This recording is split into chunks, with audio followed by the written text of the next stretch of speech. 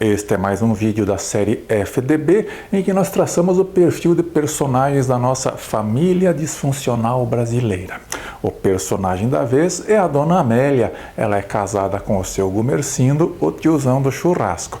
Ela é a mulher mais velha desta família disfuncional brasileira e neste vídeo vamos responder a pergunta: a Amélia era ou não era a mulher de verdade? Radamés Manosso, aqui em Curitiba.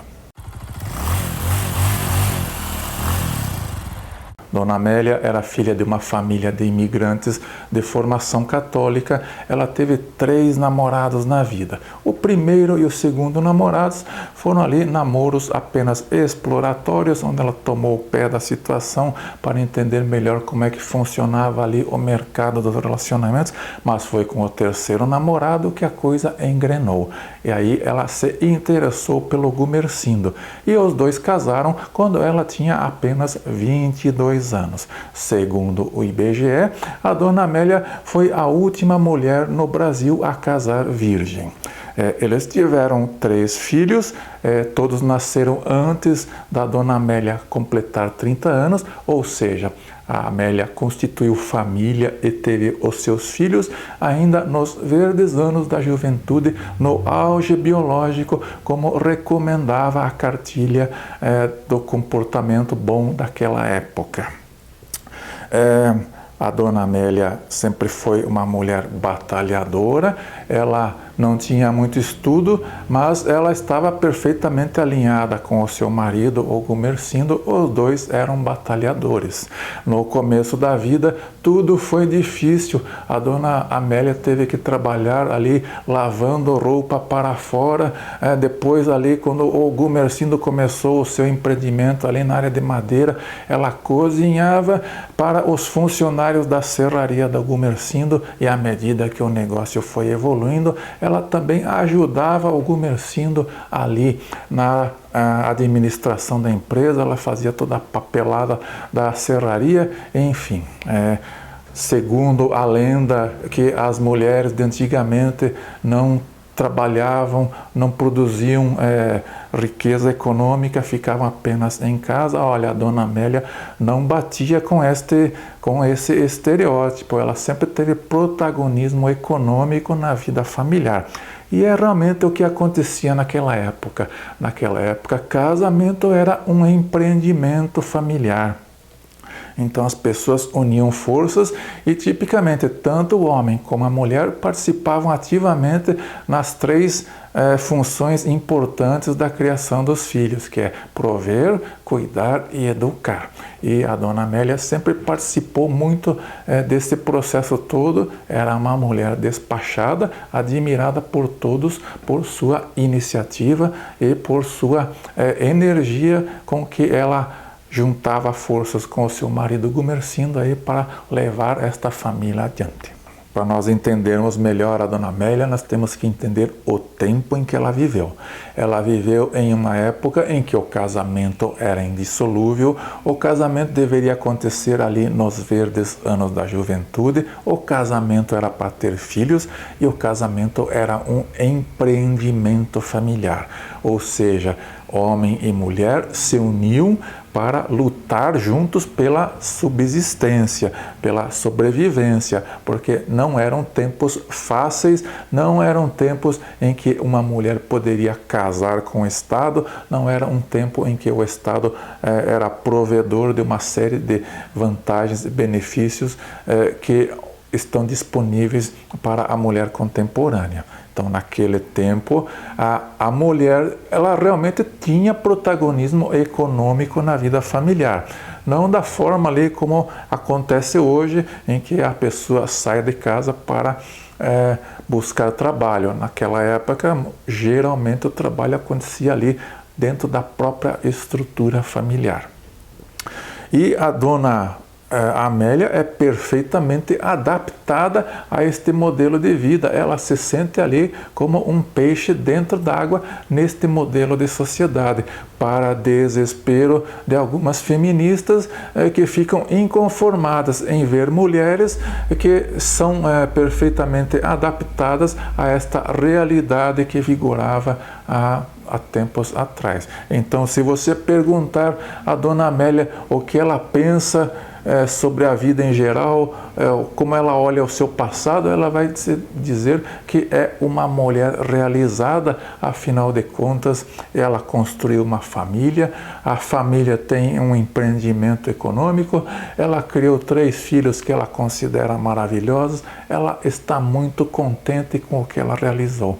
Para infortúnio da narrativa feminista, que pela lógica feminista, ela deveria ser uma mulher frustrada e ressentida. Olha, nada disso. A Dona Amélia está muito bem com a vida, ela está muito feliz com o que ela alcançou e conquistou em sua existência.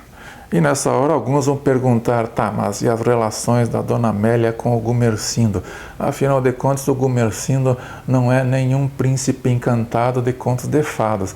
O Gumersindo era aquele homem daquele tempo e muitas vezes, quando a Dona Amélia foi questionada por familiares ali a respeito do comportamento do Gumersindo, das puladas de cerca que ele dava por aí, olha, ela sempre desconversou sobre esses assuntos, preferiu não levar adiante, porque ela tinha aquela visão ali do casamento indissolúvel.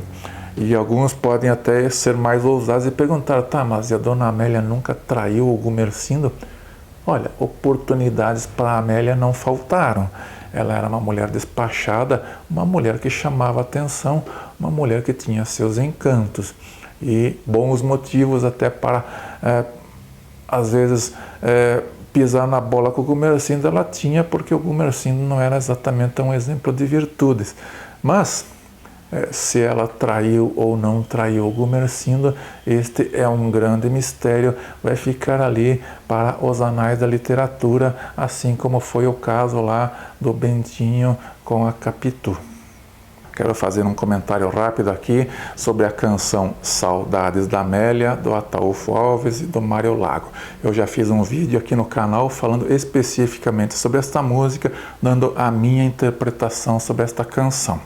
Olha, ao longo das décadas, esta música ela foi mal interpretada aí por alguns setores da sociedade e o nome Amélia ele ficou sendo indevidamente associado, inclusive nos dicionários, à figura da mulher submissa, da mulher pamonha, da mulher que não tem boca para nada, enfim, aquele estereótipo da mulher oprimida pelo patriarcado. Olha, interpretação aos meus olhos totalmente equivocada. Só digo o seguinte, na canção Saudades da Amélia são citadas 2 mulheres, a mulher atual do sambista, da qual ele tem muitas queixas.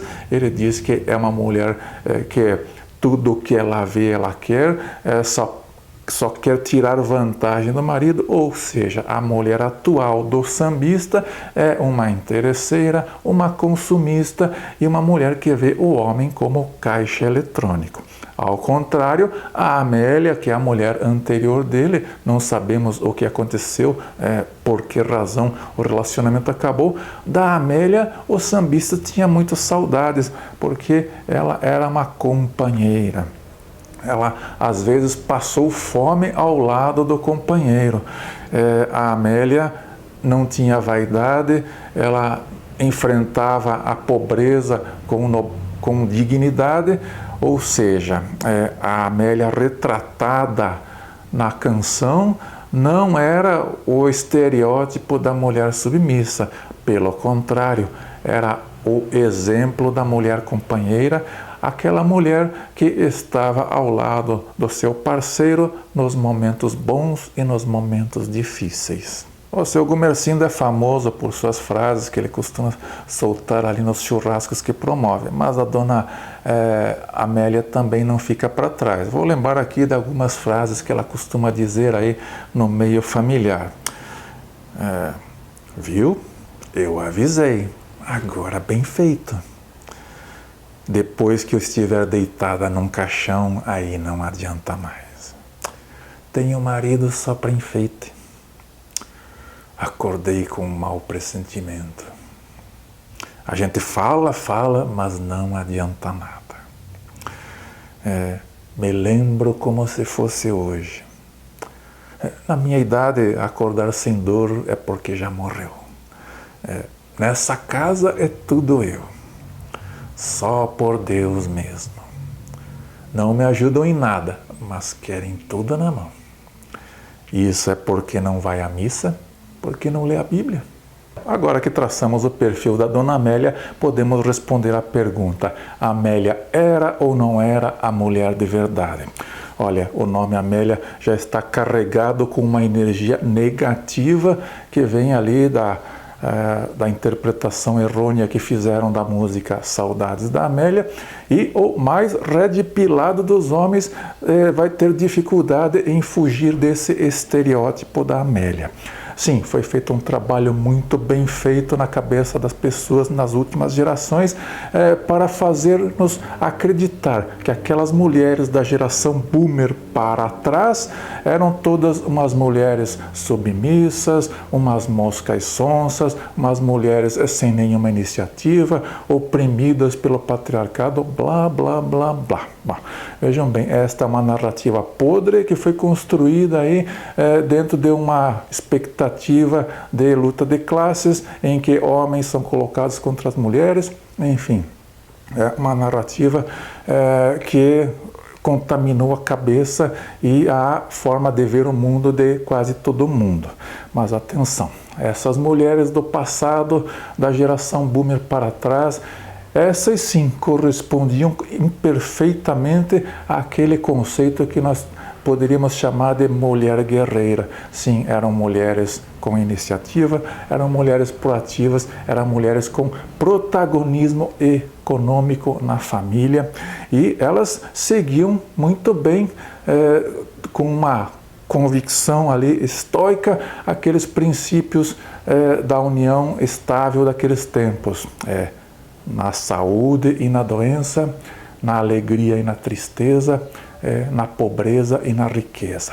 Enfim, realmente as Amélias de antigamente eram pessoas dignas de respeito e de admiração. E se nós fizéssemos aí uma análise a partir aí da teoria crítica masculina, poderíamos alguns perguntarem, talvez, a Amélia seria uma mulher beta? Olha, não, de beta a Amélia tinha muito pouco. Ela não se encaixava nesse estereótipo da mulher submissa, da mulher pamonha. Muito contrário. Talvez, numa análise mais profunda, nós poderíamos dizer que a Amélia era uma mulher red pílula, ou seja, naquele sentido amplo da palavra red pill, que significa tomar a pílula da verdade, adotar uma postura realista em relação à vida, adotar uma postura muito pragmática, muito cética, muito focada na realidade. E sim, a Dona Amélia correspondia muito bem a essas características. E, na minha humilde opinião, sim, a Amélia era uma mulher de verdade. Obrigado por assistir. Chegou o tempo de provar que a grama é verde.